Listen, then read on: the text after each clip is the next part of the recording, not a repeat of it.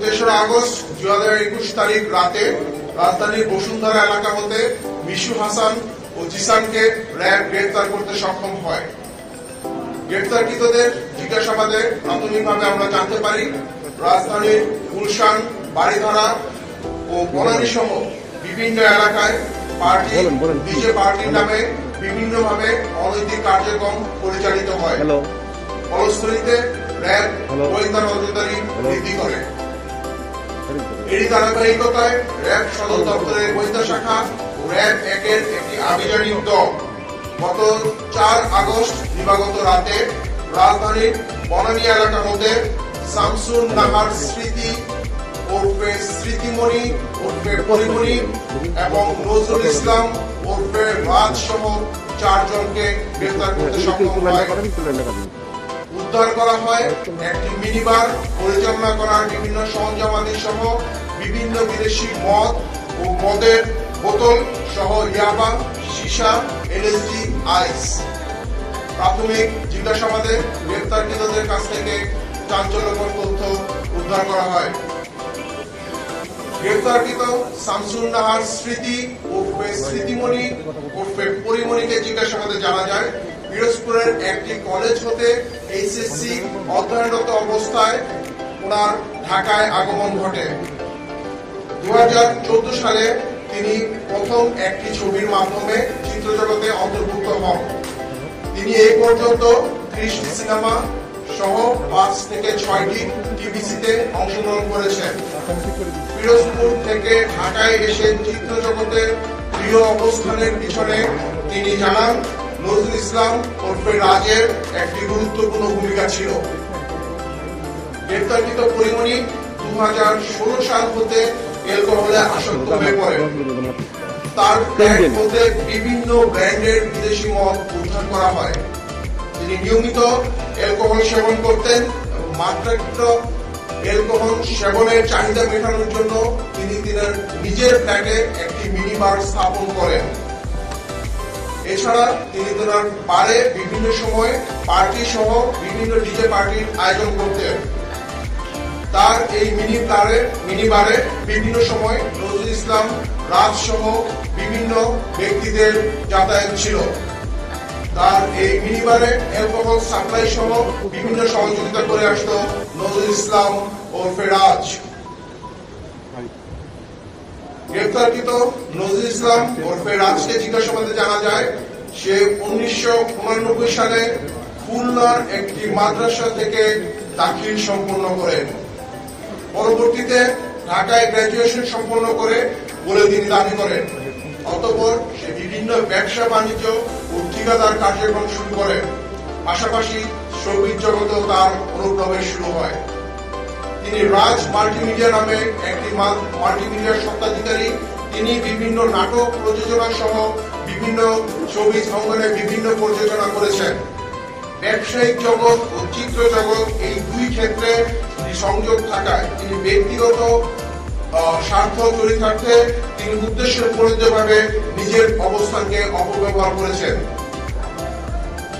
গ্রেফতারকৃত মোহাম্মদ নজরুল ইসলাম ওরফে রাজ ইতিপূর্বে গ্রেফতারকৃত মিশু হাসান ও জিসানের সহযোগিতায় 10-12 জনের একটি সিন্ডিকেট গড়ে তুলেছিল।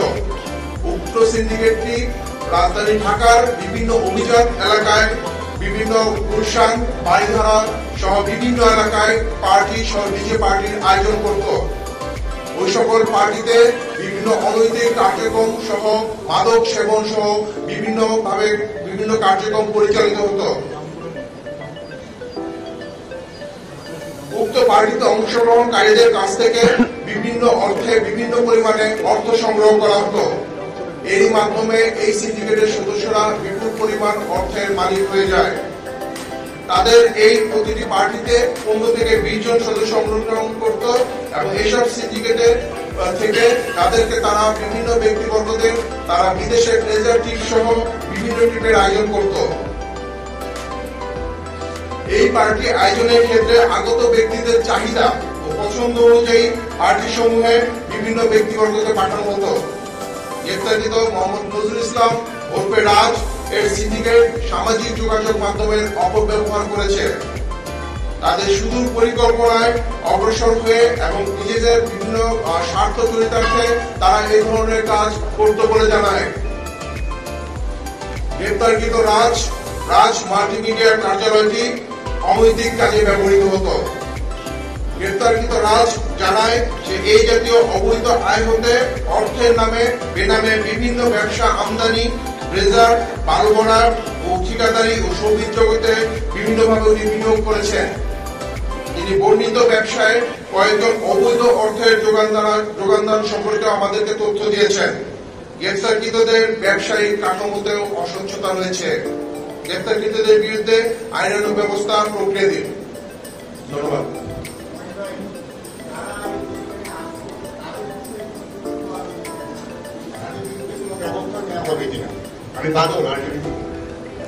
ধন্যবাদ আপনাকে। প্রাথমিক জিজ্ঞাসাবাদে আমরা বেশ কিছু গুরুত্বপূর্ণ তথ্য পেয়েছি। এই সকল পার্টি বা ডিজে পার্টিতে কারা অংশগ্রহণ করতেন এবং তারা বিভিন্নভাবে অনৈতিক কাজে লিপ্ত হতেন, এই সম্পর্কে আমরা বিভিন্ন তথ্য পেয়েছি। এই ধরনের তথ্যগুলো উদ্দেশ্য প্রণোদিত কিনা সেটাও যাচাই বাছাই করা হচ্ছে। যাচাই বাছাই পরবর্তীতে তাদের বিরুদ্ধে প্রয়োজনীয় ব্যবস্থা গ্রহণ করা হবে। আমরা তদন্ত করছি, তদন্তের সামনে এখন আমরা আপনাদেরকে বলছিলাম। মহিন ভাই, আমি আমার থেকে কাজ করি, আমি হাফিজুর রহমান। তাই এখানে কোন কোন মডেল এটার সাথে জড়িত আছে, আপনারা কি এখন পর্যন্ত কোন লিস্ট পেয়েছেন কিনা? আমি একইভাবে বলতে চাই, এই সকল পার্টি বা ডিজে পার্টিতে কারা কারা অংশগ্রহণ করতেন তাদের সম্পর্কে আমরা কিছু তথ্য পেয়েছি। যেহেতু তথ্যগুলো আমাদেরকে আসামি কর্তৃক দেওয়া হয়েছে, সেই সময় এই সকল তথ্যগুলো উদ্দেশ্য প্রণোদিত কিনা কিন্তু যাচাই বাছাই করার প্রয়োজন রয়েছে। এগুলো আমরা যাচাই বাছাই করছি এবং আমরা পরবর্তীতে তদন্ত করে আমরা আপনাদেরকে বিস্তারিত করতে পারবো।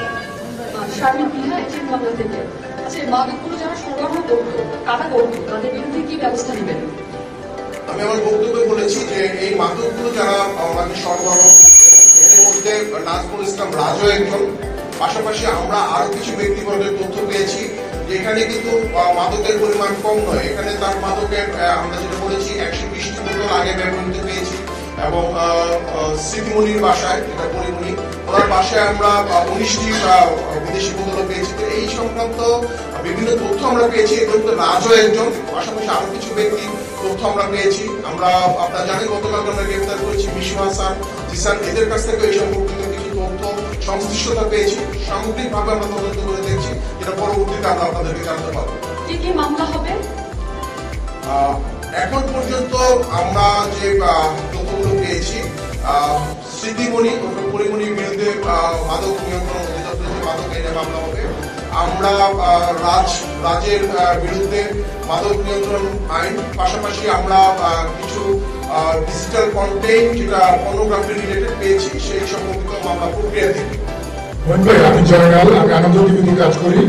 আমার প্রশ্নটি হচ্ছে, রাজ মাল্টিমিডিয়া যেহেতু বিভিন্ন ধরনের অনৈতিক কাজ হতো, সেক্ষেত্রে কি এটি কি শৃঙ্খলা করা হবে কিনা? প্রাথমিক জিজ্ঞাসাবাদে আমরা জেনেছি নজরুল ইসলাম রাজ, তার যে প্রযোজনার যে ক্যারিয়ার, এটি শুরু হয় 2014 সালে। তখন তার নিজের নামে কোনো মাল্টিমিডিয়া ছিল না। সে বিভিন্ন নামে বেনামে বিভিন্ন নাটক সহ বিভিন্ন নাটক এবং মিডিয়া যে মুভি, সেগুলো প্রযোজনা করে আসছিল। পরবর্তীতে আমরা জেনেছি 2018 সালে তিনি এই রাজ মাল্টিমিডিয়াটি উনি কার্যক্রম শুরু করেন, যার মাধ্যমে তিনি ইতিমধ্যে 2টি সিনেমা প্রযোজনা করছেন। এবং এই রাজ মাল্টিমিডিয়ার যে অফিস আমরা পেয়েছি, সেই অফিসে আমরা নিয়মতান্ত্রিক ভাবে গতানুগতিক যে নিয়ম, র্যাব অভিযান পরিচালনা করার ক্ষেত্রে যে র্যাবের একটি গোয়েন্দা দল থাকবে, আভিযানিক দল থাকবে, র্যাবের ম্যাজিস্ট্রেট থাকবে, তাদের মাধ্যমে আমরা গতানুগতিক ভাবে অভিযান পরিচালনা করেছি। এবং এখন পর্যন্ত আমরা সেই মামলার সাথে এই অভিযানের যে তার অফিস, সেটিও তার সাথে অন্তর্ভুক্ত আছে।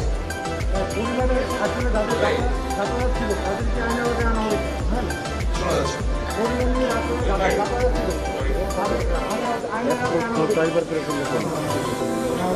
আমরা শুনতে পাই না। আমার একটা প্রশ্ন ছিল, আমি লিটন রেজার, আমি ভিডিও আছি। সরি, আমি একটু জানতে চাচ্ছিলাম, সেটা হচ্ছে যে আপনি বলেছেন যে পরিমণি উনি 2016 সাল থেকে মাদকাসক্ত, মানে মদের প্রতি একটা আসক্তি আছে। আমার প্রশ্নটা ছিল যে এবং রাজের যে মদগুলো উদ্ধার করেছেন, পরিমণি মাদক ব্যবহারের ক্ষেত্রে তার লাইসেন্স ছিল কিনা, মানে বৈধভাবে লাইসেন্সটা ই করার ক্ষেত্রে তার অনুমতি ছিল কিনা? আমরা পরিমণির এই অভিযান যে পরিচালনা করেছি, একইভাবে যেটা আমি বলছিলাম, একটি আইন সিদ্ধভাবে গতানুগতিক নিয়ম অনুযায়ী আমরা তার এখানে অভিযান পরিচালনা করেছি। আমাদের এখানে গোয়েন্দা দল ছিল, র্যাবের আবজারি দল ছিল, ম্যাজিস্ট্রেট ছিল।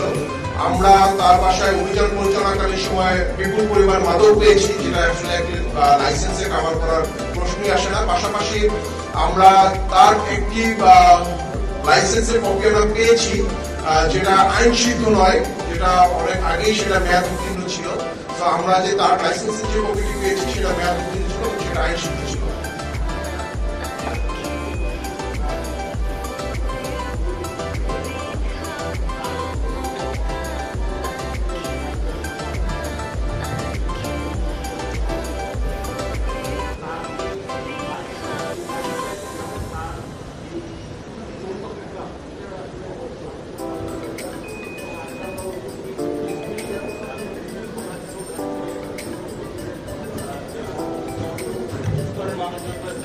তাদেরকে টার্গেট করে তাদের কাছে এই ধরনের এই যুক্তি বয়সী যে নারী আছে তাদেরকে এভাবে বিভিন্ন কাজে, অনৈতিক কাজে ব্যবহার করবে, এটা আসলে কতটুকু সত্যতা পেয়েছে?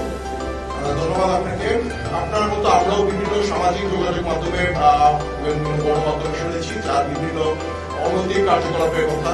পাশাপাশি সে ব্যবসার সাথে তার শ্রমিক অঙ্গনকে সে সম্মিলিতভাবে সে বিভিন্ন অনৈতিক কার্যক্রম পরিচালিত করে আসছিল। সে বিভিন্ন ব্যক্তিবর্গকে যারা উচ্চাকাঙ্ক্ষী ছিল, যারা উচ্চবিলাসী ছিল, তাদেরকে মিডিয়া জগতে পপুলার করার ক্ষেত্রেও তার অনেক অবদান ছিল। এই কাজটি সে কিছু কিছু ক্ষেত্রে নৈতিকভাবে এবং অনৈতিকভাবে করেছে, এই সম্পর্কিত আমরা তথ্য পেয়েছি।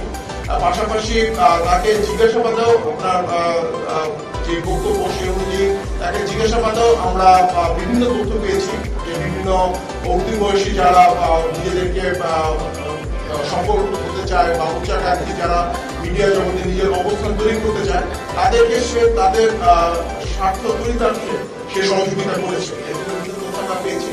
পাশাপাশি আমরা তার কাছ থেকে যে ডিজিটাল কন্টেন্ট জব্দ করেছি, সেখানে আমরা যেটা আমরা আপনাকে বলেছি যে তার বিরুদ্ধে আমরা ডিজিটাল পর্নোগ্রাফি অ্যাক্টে তার বিরুদ্ধে মামলা প্রক্রিয়াতে বিভিন্ন ধরনের অবৈধ বা অনৈতিক কিছু আমরা ভিডিও বা কিছু কন্টেন্ট পেয়েছি, যেটা আমাদের তদন্তের সাথে এখন আমরা আপনাদেরকে বলছি না, বা তার এই সকল যে কৃতকর্ম বা অনৈতিক কার্যক্রম এগুলোর বিরুদ্ধে আমরা আইনের ব্যবস্থা নিচ্ছি এবং সবকিছুই আমরা মামলার আওতায় নিয়ে আসছি। মঈন ভাই, আপনি বলেছেন যে জিসান নজরুল মিশুর নেতৃত্বে 10 থেকে 12 জন একটি সিন্ডিকেট তৈরি করেছে, যারা হচ্ছে রাজধানীর আবিষ্কৃত এলাকায় পার্টি করে, এখানে বিভিন্ন জনকে নিয়ে যাওয়া হয়, এটার মাধ্যমে অর্থ উপার্জন হয়। এই পার্টির যেই নারীরা থাকে তাদের মধ্যে পরিমণি, পিয়াসা এবং বোমা থাকে কিনা এই সিন্ডিকেটের সেই সব পার্টি? আমরা তাদেরকে যেটা বলতে চেয়েছি সেটা হচ্ছে যে আমরা অনেকের প্রশ্ন থাকতে পারে যে আমরা এখানে কেন অভিযান চালালাম।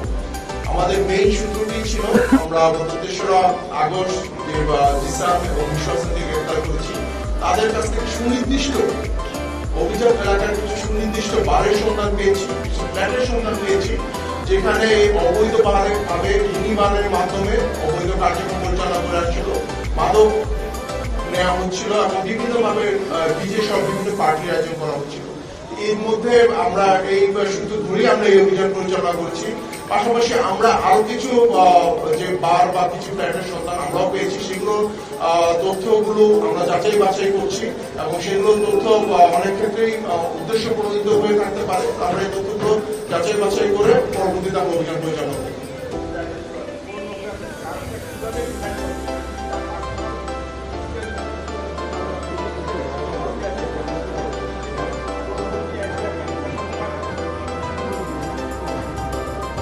সেটা পারে আপনাদের এটাতে কাউকে তো সে ব্ল্যাকমেল করে নাই যে এই পর্যন্ত কাউকে দিয়ে সেটা করছি, কিন্তু তার কন্টেন্ট যেটা পাইছে এটা একদম শুধু যে তার পিসিতে তার ভোগে তার ঘরে যতটুকু থাকে সেটি কিন্তু এই অফেন্সের একটা পড়ে কিনা। প্রাথমিক জিজ্ঞাসাবাদে বা বিভিন্ন অভিযুক্তের বক্তব্য অনুযায়ী, পাশাপাশি মিশু হাসান এবং জিশানের বক্তব্য অনুযায়ী আমরা জেনেছি তার মোবাইলে বা তার কাছে যে বিভিন্ন সময় বিভিন্ন মুক্তিবয়সী মানুষের কন্টেন্ট ছিল, এই কন্টেন্টগুলো সে উদ্দেশ্য প্রণোদিতভাবে, আমার বক্তব্য বলেছি, উদ্দেশ্য প্রণোদিতভাবে সে ব্যবহার করেছে বিভিন্ন সময়, যেটা অনেক ক্ষেত্রেই তার নিজের স্বার্থ জড়িতার্থে, অনেক ক্ষেত্রেই কোনো ইন্ডিভিজুয়ালি তার স্বার্থ জড়িতার্থে ব্যবহার করা হয়েছে। সেই ক্ষেত্রে আমাদের যারা আইনজ্ঞ আছেন, এটা আইন সিদ্ধ কিনা তারা এটা পর্যালোচনা করেছে।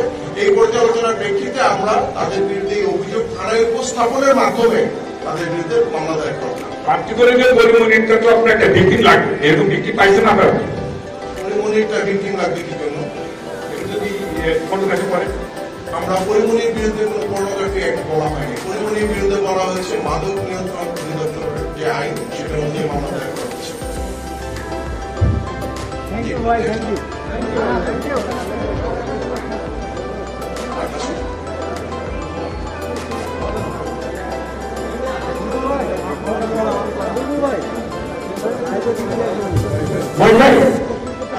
এই যে রাজের বিষয়টা একটু ক্লিয়ার করার জন্য আমার একটা প্রশ্ন, আপনি বলেছেন যে উদ্দেশ্যে প্রণোদিত ভাবে সেই পর্নোগ্রাফি কন্টেন্ট গুলো তৈরি করবে, এটা কি কন্টেন্ট তৈরি করতে কি করেছে? না? আচ্ছা, তার পিসিতে পাওয়া গেছে, এগুলো কি তার বাণিজ্যিক উদ্দেশ্য ছিল না ব্ল্যাকমেইলিং ছিল?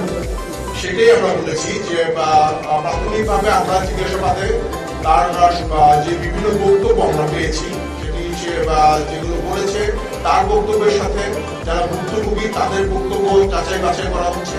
পাশাপাশি তার যে বক্তব্য সেটা উদ্দেশ্য প্রণোদিত কিনা, সে কাউকে ফাঁসানোর জন্য বলছে কিনা বা কোনো ব্ল্যাকমেইল করার জন্য বলছে কিনা, এটা আমরা তদন্ত করছি। এই তদন্ত করার পরে সার্বিকভাবে আমরা আপনাদেরকে বিস্তারিত বলতে পারবো এবং সার্বিকভাবে প্রমাণ হওয়ার পরেই তার বিরুদ্ধে আমরা মামলা রুজু করবো। মহিন ভাই, আমি সাদ্দাম হুসাইন। পরিমণির বাসায় যে মাদক দ্রব্যগুলি পাওয়া গেছে, এতে মনে হচ্ছে তার বাসা একটা মিনি বার হিসেবে ইউজ হচ্ছে। এক্ষেত্রে আপনারা গতকাল থেকে এখন পর্যন্ত যে প্রাথমিক জিজ্ঞাসাবাদ করেছে, সেখানে কি পরিমণি আপনাদের কাছে স্বীকার করেছে কিনা যে বিভিন্ন সময় তার বাসায় এই ধরনের মাদকের পার্টি করতো কিনা? আমি আপনাদেরকে বলেছি, তারপর আমার বক্তব্যে বলেছি যে আমরা তার বাসায় যে একটা মিনি বার পেয়েছি, যেটা আইন সিদ্ধ নয়, কারণ ব্যক্তিগত বাসায় একটা মিনি বার থাকতে পারে না। তার এই যে তার বাসায় যে মিনি বার থাকাটা, এটা আইন সিদ্ধ নয়। পাশাপাশি উনি আমাদেরকে প্রাথমিক জিজ্ঞাসাবাদে বলেছেন যে উনি অনেক ক্ষেত্রেই যেহেতু উনি একটু অতিমাত্রায় মাদকাসক্ত রাজা ছিলেন, অনেক ক্ষেত্রে অতিমাত্রায় গ্রহণ করতেন, কিন্তু উনি ওনার প্রাথমিক জিজ্ঞাসাবাদে বলেছেন যে উনি তার বাসার ফ্ল্যাটে এই ধরনের বার উনি মেনটেন করে গিয়েছেন। পাশাপাশি আমরা রাজের বক্তব্যে আমরা জেনেছি যে বিভিন্ন সময় এই বারে তারা ডিজে পার্টি সহ বিভিন্ন পার্টি আয়োজন করতো, যেখানে রাজ সহ তাদের বিভিন্ন লোকজন এই বারগুলোতে উপস্থিত থাকতো। মহিন ভাই, আসসালামু আলাইকুম। মহিন ভাই, একটা প্রশ্ন আছে। আমি মাসুদ রাহান পলাশ। গতকালকে যখন দেখলাম যে পরিমণি ফেসবুক লাইভে আসলেন, এসে তিনি জানালেন যে তার বাড়িতে কারা যেন আসছে, তাকে হত্যা করতে আসছে। ঠিক এরকম একটা পরিস্থিতিতে তিনি ফেসবুক লাইভে বললেন যে আইন শৃঙ্খলা বাহিনী যদি এসে থাকে তারা কারো পরিচয় দিচ্ছে না। তারপরে হচ্ছে বললো যে সাদা কালো পোশাকে আসছে, সেটাকে মানে তার আসলে ডাকাত শব্দটাও সে উচ্চারণ করছে। তো এরকম একটা সরকারি বাহিনীকে নিয়ে ফেসবুকের মতো একটা জায়গায় অপপ্রচার এবং সরকারি কাজে বাধা দান, এই ব্যাপারে আপনাদের কোনো বক্তব্য বা তার বিরুদ্ধে আসলে কোনো ব্যবস্থা নেওয়ার সুযোগ আছে কিনা?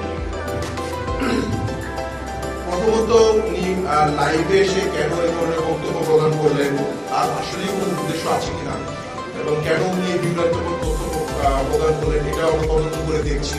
কারণ র্যাব যখন অভিযান পরিচালনা করে, গতানুগতিকভাবে র্যাবের গোয়েন্দা শাখা থাকে, র্যাবের আভিযানিক দল থাকে এবং র্যাবের ম্যাজিস্ট্রেট ছিল, এবং আপনারা গণমাধ্যমের মাধ্যমে দেখেছেন যে এখানে র্যাবের ইউনিফর্ম করা লোক ছিলেন, গোয়েন্দা শাখার লোক ছিলেন, সবাই ছিলেন। তো প্রাথমিকভাবে আমরা মনে করি যেহেতু উনি সংক্ষুব্ধ ছিলেন, উনি বিদেশ সংযুক্ত ছিলেন, এক্ষেত্রে হয়তো উনি বিভিন্ন কথা বলে থাকতে পারেন, যেটা আমরা যাচাই বাছাই করছি এবং এইটা তদন্ত সাপেক্ষে আমরা বিভিন্ন ব্যবস্থা নেব। ভাই, আমি একটা প্রশ্ন করতে চাচ্ছি। মহিন ভাই, পরিমণি নেতৃত্বের এই চক্রের হাতে এখন কতগুলো মানুষ ভিকটিম হয়েছেন বা ব্ল্যাকমেইলিং এর শিকার হয়েছে? আমি যেটা আপনাদেরকে বক্তব্য বলেছি যে পরিমণির চক্রগুলিকে আমরা বলেছি নজরুল ইসলাম, রাজ, তারপরে জিসান, মিশু, এই একটি সংঘবদ্ধ চক্র ছিল যারা বিভিন্ন সময়ে এই ধরনের অপকর্ম করতো পার্টির নামে বা বিভিন্ন ডিজে পার্টির মাধ্যমে অনৈতিক কার্যকলাপ করতো। এই চক্রে আমি বলেছি যে অলরেডি 10 থেকে 12 জন রয়েছে। এই চক্রকে আমরা বিভিন্নভাবে তাদেরকে গোয়েন্দা জালে আটকে তাদেরকে গ্রেফতারের চেষ্টা করছি। পাশাপাশি এই চক্রের মাধ্যমে কেউ প্রতারিত হয়েছে কিনা এই সম্পর্কে বিভিন্ন তথ্য আমরা পেয়েছি। বাট আমি বারবার আপনাদেরকে বলছি যে এই তথ্যগুলো উদ্দেশ্য প্রণোদিত কিনা বা কারো স্বার্থ চরিতার্থ করার জন্য কিনা এটার জন্য আমাদের তদন্ত প্রয়োজন। এই তদন্তগুলো আমরা করছি। এই তদন্ত পরবর্তীতে আমরা আপনাদেরকে ডিটেইলস বলতে পারবো। আরেকটা প্রশ্ন লাস্ট আসছে। কোশ্চেন হ্যাঁ, আরেকটা প্রশ্ন হচ্ছে মহিন ভাই, যে আপনারা যখন পরিমণির বাসা থেকে বিভিন্ন মাদক দ্রব্য উদ্ধার করেছেন, এর মধ্যে আমরা দেখতে পেয়েছি যে অতি সম্প্রতি যে মাদকটি আমাদের দেশে এসেছে LSD এবং আইস, এই ধরনের মাদক রয়েছে। তো আপনারা তদন্তে কি পেয়েছেন? এই মাদকগুলোতে সে কতদিন ধরে আসক্ত বা কাদের কাছ থেকে সেগুলো সংগ্রহ করতেন? ধন্যবাদ। ধন্যবাদ আপনাকে। আমি প্রথমে আমার বক্তব্যে বলেছি যে নায়িকা পরিমণি উনি 2016 সাল থেকে উনি নিয়মিত মাদক সেবন করতেন এবং পরবর্তীতে বিভিন্ন সময়ে উনি বিভিন্ন ধরনের মাদক সেবন করেছে এবং এটাই হচ্ছে বলতে ওনার বাসায় আমরা যা পেয়েছি এটি উপস্থাপন করে উনি বলেছেন যে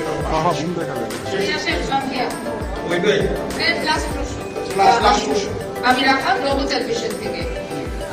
আপনি বলছিলেন যে পরিমণি এবং রাজ্যে তারা যে মাদক পেয়েছে এবং যে পার্টির আয়োজন করতো সেটার ফান্ডিং কারা করতো, এরকম কোনো তথ্য আপনারা পেয়েছেন কিনা? আমি আপনাকে বলেছি যে এই সকল যে পার্টি আয়োজন করা হতো এই সকল পার্টি থেকে বিপুল পরিমাণ অর্থ তারা উপার্জন করত। রাজ সহ যে সিন্ডিকেটটি আমরা বলেছি জিসান, বিশ্বহাসান, এই চক্রটি বিপুল পরিমাণ অর্থ তারা সংগ্রহ